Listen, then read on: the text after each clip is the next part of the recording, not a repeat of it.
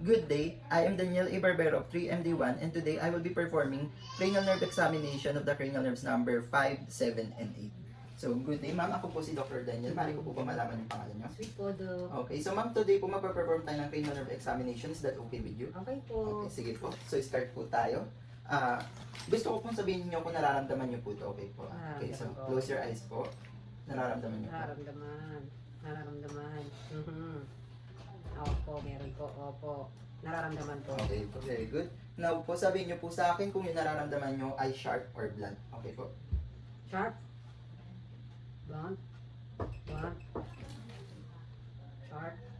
Sharp. Blunt. Okay po. Ngayon po, I want you to, open your eyes and then look upward po. Okay. So, susunod po is to, to clench your teeth po. Okay. Okay, and then I want you po to open your mouth against my resistance. Ayan. Move your jaw side to side po. Okay. Okay. So both the sensory and the motor component of the cranial nerves number 5 are intact. The patient was able to feel light touches. The patient was also able to distinguish between sharp and blunt stimulus, and the patient was also has a good corneal reflex. As for the motor component, the patient was able to clench her teeth and was able to open her mouth against my resistance, and lastly, the patient was able to move her jaw from side to side.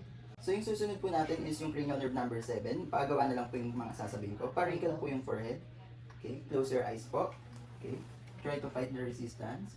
Okay, so puff your cheeks po. Okay, smile po kayo.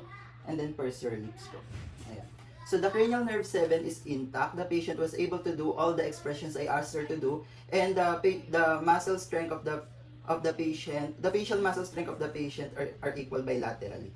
Now ngayon po i-perform natin yung Renee's test. So bali po, ilalagay ko to sa likod ng tenga nyo, then pag wala na po kayo naririnig, sabihin nyo po sa akin para mailagay ko sa harap ng tenga. Okay po? Wala na. Naririnig nyo po? Opo. Okay, sa kabila naman po.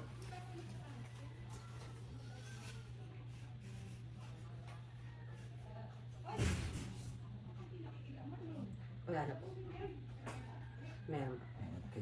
So the patient's cranial nerve number 8 is intact. The air conduction is longer than the bone conduction. So we are done na po with our cranial nerve examination. Thank you po. Thank you po, Okay, Doc. good day po.